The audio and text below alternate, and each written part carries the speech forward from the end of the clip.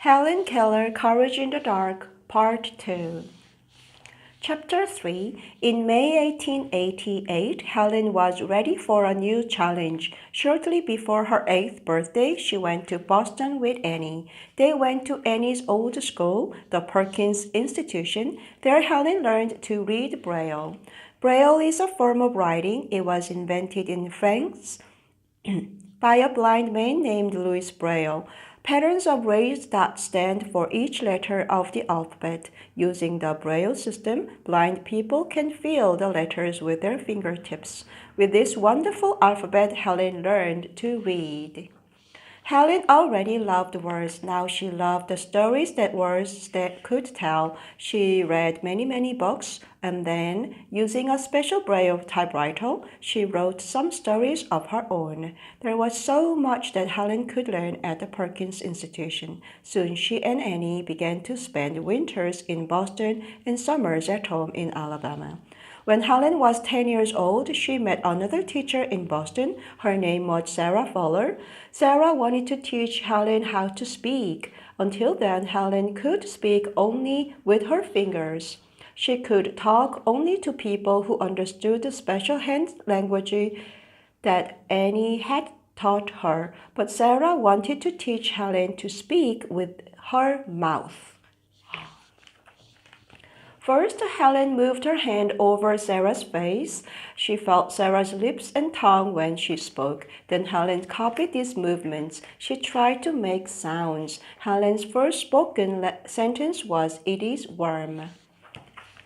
It took a long time for Helen to improve her speech. She had to practice very hard. At first, only Annie and Sarah could understand what Helen said. Annie had to repeat Helen's words so others could understand too. But Helen was determined to speak on her own. She would not give up. Eventually, she learned how to speak more clearly.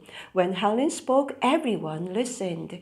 Helen learned something else at the Perkins Institution. She learned how to read people's lips. She could not actually see people's lips moving, but she could feel them with her fingers. By placing her hands on the lips and the throat of a speaker, Helen could figure out what was being said.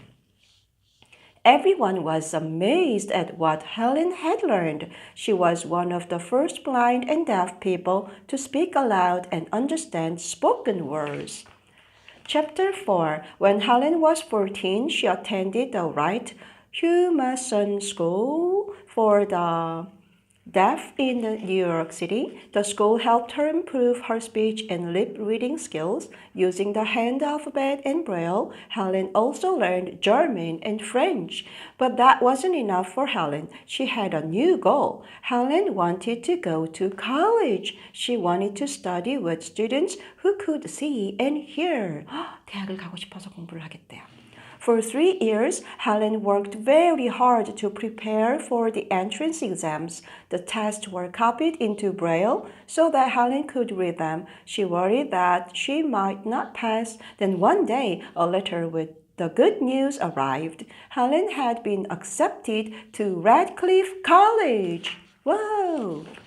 Helen went to Radcliffe in the fall of 1900. In class, Annie Sullivan sat at Helen's side. She spelled the professor's words into Helen's hand. Helen wrote her assignments in Braille. She was an excellent student.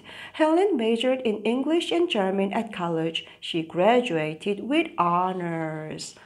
우수한 성적으로 졸업했대요. Once she couldn't express herself at all. Now she could understand and speak several languages. Little Helen had grown into a beautiful, educated woman. While Helen was still in college, an editor from Ladies' Home Journal magazine asked Helen to write about her life. Those articles were published in 1902. Soon after, Helen wrote about herself again. She wrote a book called The Story of My Life. Of course, it was only a small part of her life. She was only 22 years old when it was published. People all over the world wanted to read Helen's story. The book sold thousands of copies. Chapter 5. Everybody wanted to know Helen. Helen and Annie began traveling all over the world. Helen visited Europe, Egypt, Australia, and Japan. She gave speeches about helping blind people. She wanted to reach anyone who had given up hope. During her life, Helen met many famous people: Alexander Graham Bell, Mark Twain, Charlie Chaplin, President and Mrs. Franklin D. Roosevelt, President John F. Kennedy, and many others. They were all eager to meet Helen. One day, who met her said that Helen was like a charge of electricity. He was overwhelmed by Helen's energy and spirit. In 1953, Helen met President Dwight D. Eisenhower. She asked the president if she could touch his face. He wanted to use her fingers to see him. President Eisenhower agreed. Helen touched his mouth. "You have a beautiful smile," she told him, "but not much hair," the president replied. Of course, Helen's fingers would have seen that too. Helen was an amazing person. Never before had a blind and deaf person done so much. Even though she could not hear music, Helen learned to dance. She also attended concerts. Although she could not hear the sounds, she felt the vibrations of the music. She went horseback riding and played with her dogs. Helen also loved to work in her garden. Though she never saw the flowers she grew, she enjoyed their scent. Helen Keller was proof that people can do almost anything. Even people with a physical problem or handicap can reach their goals.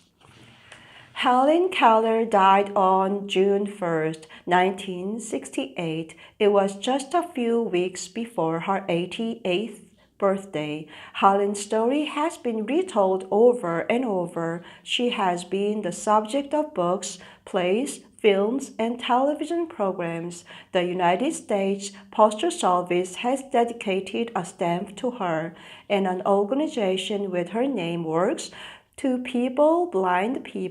help blind people. Helen Keller's life was filled with silence and darkness, but she had the courage and determination to light her days. The best and the most beautiful things in the world cannot be seen or even touched. They must be felt with the heart. Beautiful story. Bye bye.